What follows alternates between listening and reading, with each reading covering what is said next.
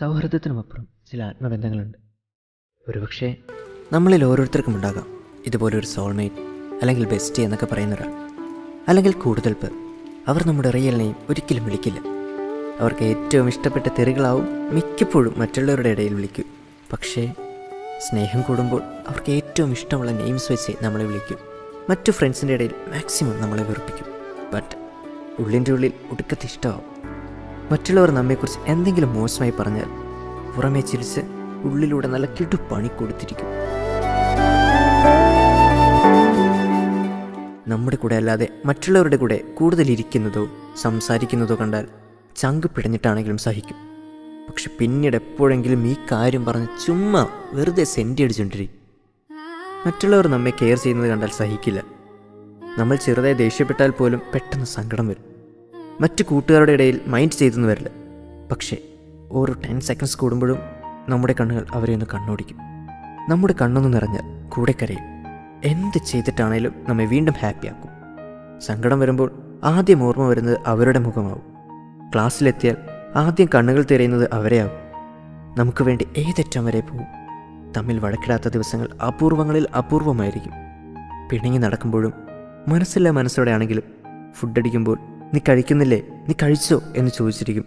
ഒരു കാരണവുമില്ലാതെ വെറുതെ അടിയുണ്ടാക്കും. 1000 തവണയെങ്കിലും സോറി പറഞ്ഞ് പുറകെ നടക്കും. കുറേ ദിവസം തെറ്റി മിണ്ടുമ്പോഴുള്ള സന്തോഷത്തിന് അതിരുണ്ടാവില്ല. ചെറിയ സങ്കടങ്ങൾ പറഞ്ഞ് ചുമ്മാ കൊഞ്ചി കുറ്റപ്പെടുത്തും. നമ്മുടെ ദേഷ്യവും സങ്കടവും ഏറ്റവും കൂടുതൽ കണ്ടിട്ടുള്ളത് അവരാകും. നമുക്ക് വേണ്ടി എത്രത്തോളം താഴ്ന്നു തരാനും ഒരു മടിയും കാണിക്കില്ല. ജീവിതത്തിൽ ഏറ്റവും കൂടുതൽ താഴ്ന്നു തന്നത് നമ്മുടെ മുൻപിലാവും. നമ്മുടെ അമ്മ പറഞ്ഞിട്ടും കേൾക്കാത്തതുവരെ നമ്മൾ പറഞ്ഞാൽ കേൾക്കും. നമ്മുടെ സകല തെണ്ടിത്തരങ്ങളും അവർക്കറിയാം. അവർ ക്ലാസ്സിൽ ഒരു ദിവസം ലീവായാൽ അന്നത്തെ ദിവസം പോയി.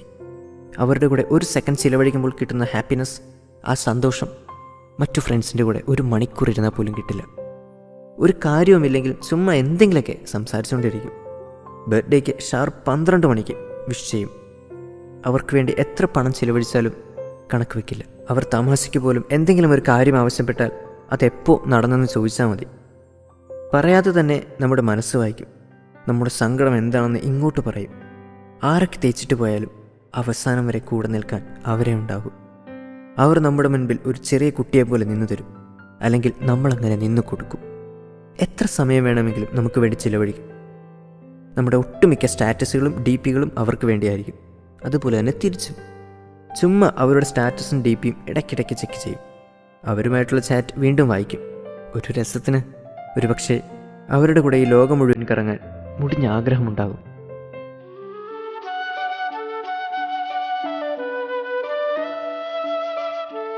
കാണുന്ന സ്വപ്നമല്ല സൗഹൃദം, നക്ഷത്രങ്ങളിലെ പ്രകാശമല്ല സൗഹൃദം, ഹൃദയത്തിൽ ഹൃദയം തൊട്ടറിയുന്ന വികാരമാണ് സൗഹൃദം. This is Shri Suryanarayanan signing.